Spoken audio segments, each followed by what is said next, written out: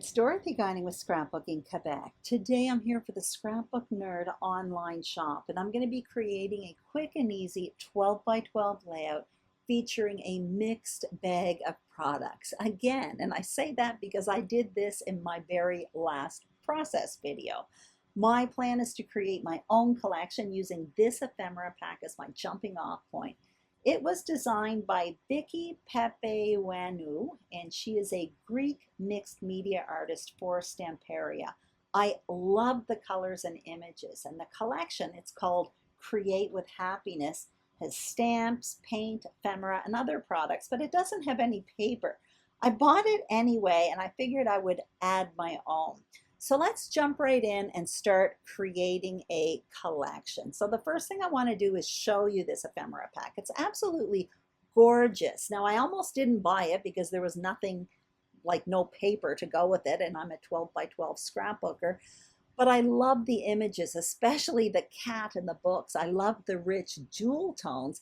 And I particularly love the fact that there were no white edges around the ephemera pieces. So I bought it anyway. And now what I'm going to do is bring in some paper. So I have that white cardstock from Basil.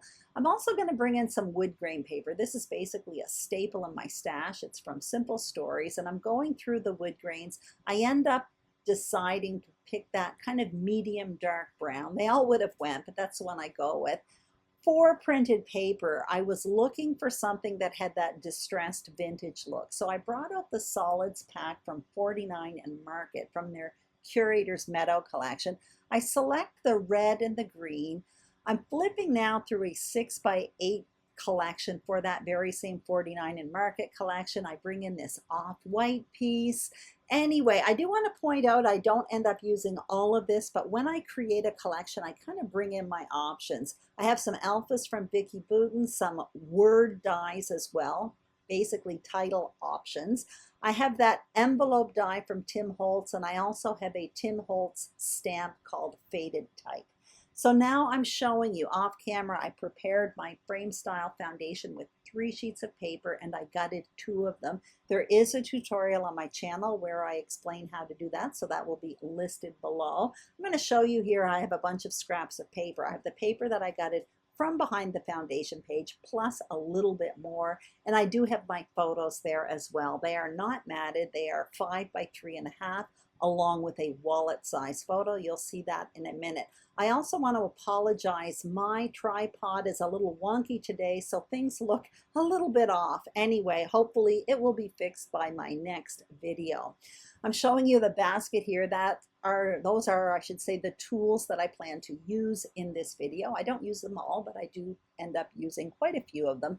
The first thing I want to do is create some photo mats. So for the larger photo, my focal point, I'm going to create a layered photo mat. I'm starting with this wood grain paper, and I'm cutting it at 1/4 inch wider than the photo.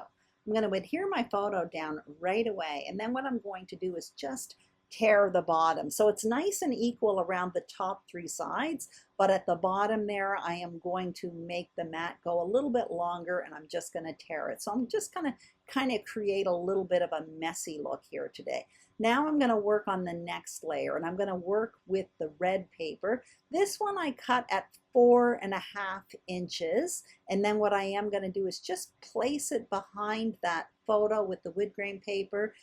Decide how big I want it. Basically, I want it to exceed the top of that wood grain mat, and I want it to exceed the bottom of that wood grain mat. So then I tore the bottom, and I'm doing the same thing with the green paper, and again, I cut it at 4.5 inches wide. I will put measurements for all of this on the screen a little bit later on, but basically that's what I'm doing. And for the complementary photo, I'm just cutting a classic photo mat at 1/4 inch larger than the photo, and I did that in the wood grain paper. So you can see here I'm adhering already the mat to that wallet size photo, but for the focal point, basically the photo is already adhered to the wood grain mat. But for the bottom 2 layers, what I'm doing is I'm adhering them together, the red and green, but I'm going to keep that piece separate from the photo and the wood grain for the time being, because a little bit later on I am going to want to create a pocket for hidden journaling within those layers.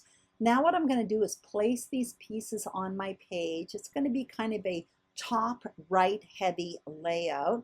And before adhering though, what I want to do is some stamping. And before I do my stamping, I'm just going to take a pencil. I am going to draw around my photos and the mats, and that's going to give me an idea where to stamp. You'll see what I mean in a moment, because I kind of want to stamp a mat underneath these photos. And when I do my stamping, I want to make sure that you can see it. I don't want it entirely to be covered up with my photos.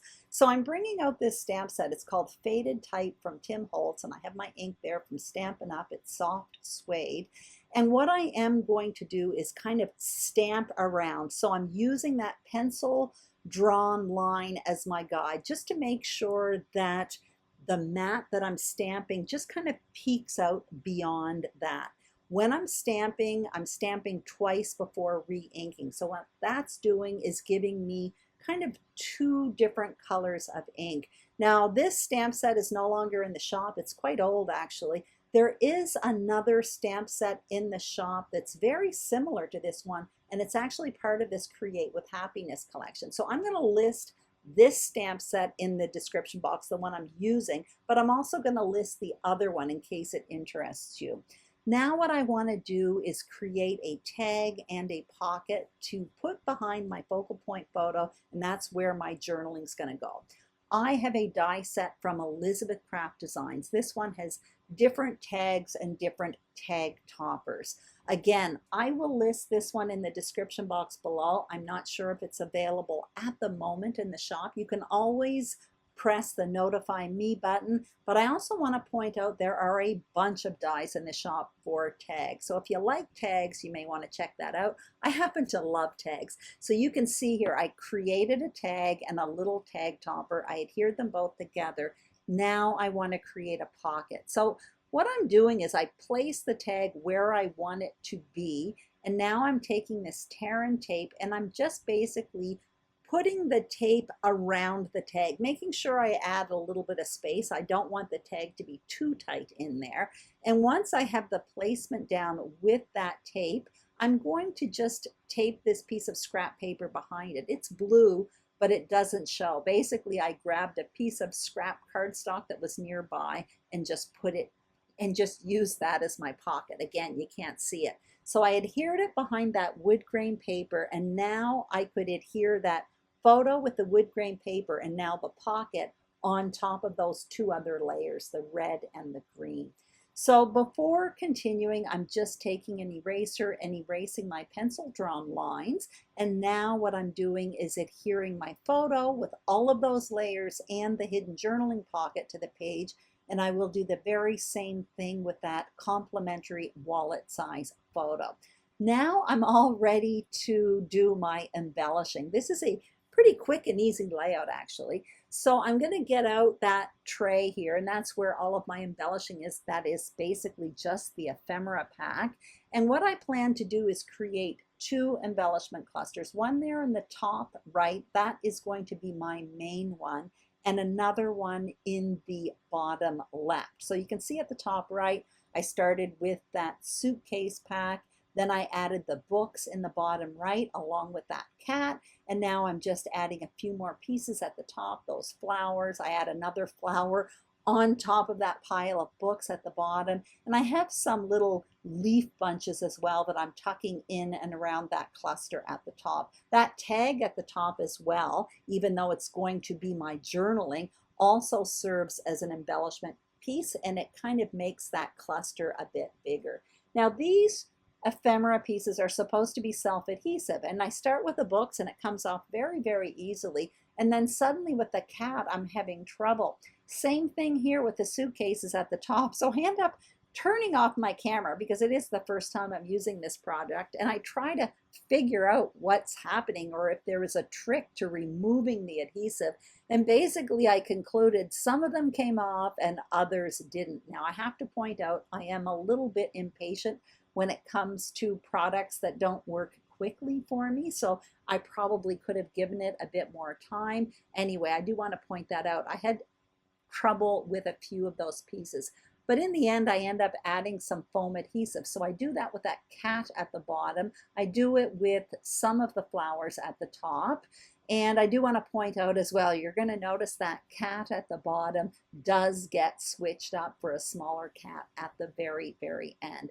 So I'm coming in here with the main pieces. I decide at this point to leave the leaves loose for the time being because I don't have a title yet. I'm almost finished here, but I definitely want to add a title. Now, if you recall, at the beginning when I was creating this kit, I brought in some alphas from Vicki Boutin. I brought in some word dies from my stash.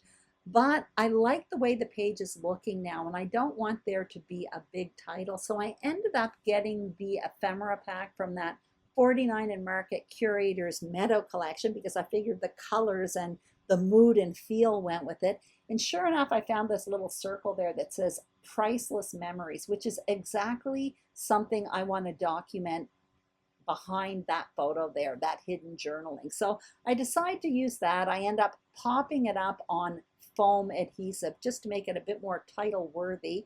And now I'm adding a few more leaves, just a few more finishing touches there in that top right corner. So I do have a few finishing touches here. I end up getting out some enamel dots, and eventually that's what I put on that title at the top of the page in the little tag hole. But for the tag there, I do add some twine. That twine is from Lawn Fawn. And now I'm just looking for a color of an enamel dot that I like, and I end up going with the green. And basically everything is done here. So off camera, I ruffled up the torn edges a bit with my fingernail of those torn pieces of paper, and I replaced that cat ephemera piece at the bottom with a smaller cat. I just wanted to make that embellishment cluster a little bit smaller than the one at the top. Fun fact, I was able to remove the bigger cat without ripping it. I'm happy about that because I really liked it. And the one beneath it, I didn't rip it either, those books. I hope I inspired you to create a collection using something maybe offbeat as a jumping off point. Personally, I am so glad I took the leap of faith and bought this ephemera pack that caught my eye, even though there was no paper to go with it. I discovered a new fun product, and I used up some of my stash as well. There are other Stamperia products in the Scrapbook Nerd online shop, so you might want to check that out as well, and they are in different color palettes. I hope you enjoyed this video. If you did, I'd greatly appreciate a thumbs up. If you haven't subscribed to the Scrapbook Nerd YouTube channel, we would be thrilled if you did. The same thing for my channel, Scrapbooking Quebec. Don't forget to check out the Scrapbook Nerd online shops for these fun supplies that I used here today and lots more. In December, I am wishing you joy, even if it's just a little bit each day throughout this holiday season. Take care, and I will see you soon on YouTube. Bye-bye.